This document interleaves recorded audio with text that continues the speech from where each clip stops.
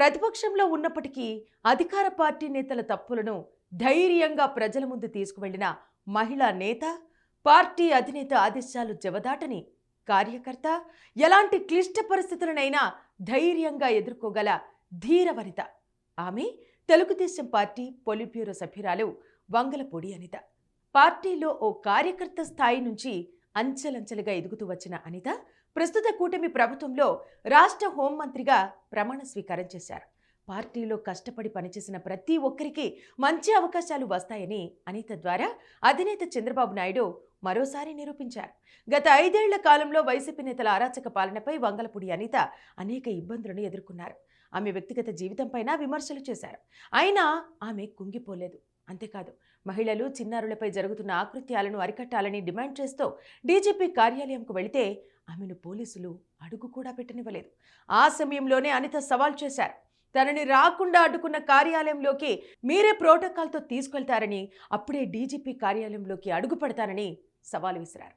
ఆమె ఛాలెంజ్ చేసినట్టుగానే అధికార పార్టీ నేతగా కాదు, ఏకంగా హోమ్ మినిస్టర్గా ఆమె డీజీపీ కార్యాలయంలోకి అడుగుపెట్టి రాజకీయాల్లో శివంగి అని నిరూపించుకున్నారు. టీచర్ వృత్తి నుంచి రాజకీయాల్లోకి వచ్చిన వంగలపూడి అనిత తెలుగుదేశం అధినేత చంద్రబాబు ఆదేశాలను తూచా తప్పకుండా పాటిస్తూ అంచెలంచెలుగా పార్టీలో ఎదుగుతూ వచ్చారు.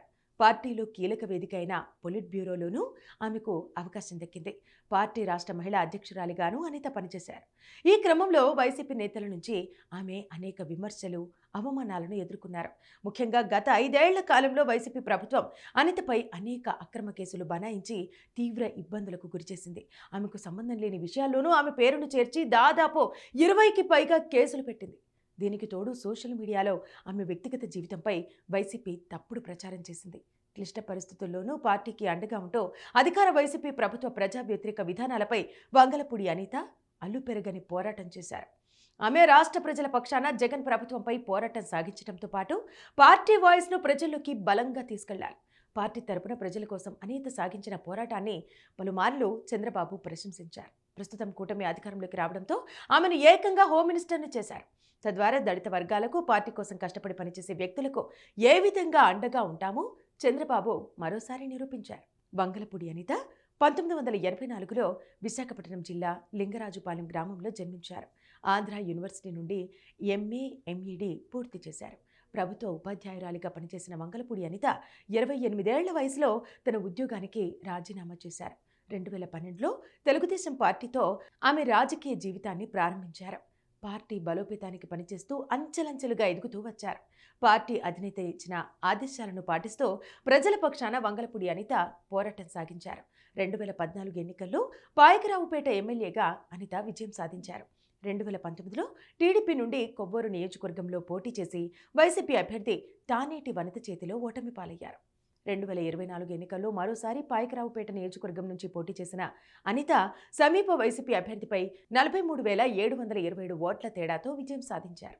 కూటమి ప్రభుత్వం కొలువుదీరడంతో సీఎం చంద్రబాబు నాయుడు తన కేబినెట్లో హోంమంత్రిగా అనితకు అవకాశం కల్పించారు. రాష్ట్రంలో మహిళలపై అఘాయిత్యాలకు పాల్పడే వారిపై, అరాచక మూకలపై ఉక్కుపాదం మోపుతామని అనిత స్పష్టం చేశారు. ప్రతిపక్షంలో ఉన్నప్పుడు వంగలపూడి అనిత వ్యక్తిగత జీవితంపై సోషల్ మీడియాను అడ్డుపెట్టుకుని తప్పుడు ప్రచారం చేసిన వైసీపీ నేతల గుండెల్లో ప్రస్తుతం రైళ్లు పరిగెడుతున్నాయి. మహిళల వ్యక్తిగత జీవితాలపై నీచంగా మాట్లాడిన, సోషల్ మీడియాలో పోస్టులు పెట్టిన వారిపై తాము అధికారంలోకి వచ్చిన తర్వాత వదిలిపెట్టే ప్రసక్తి లేదని అనిత అనేకసార్లు హెచ్చరించారు.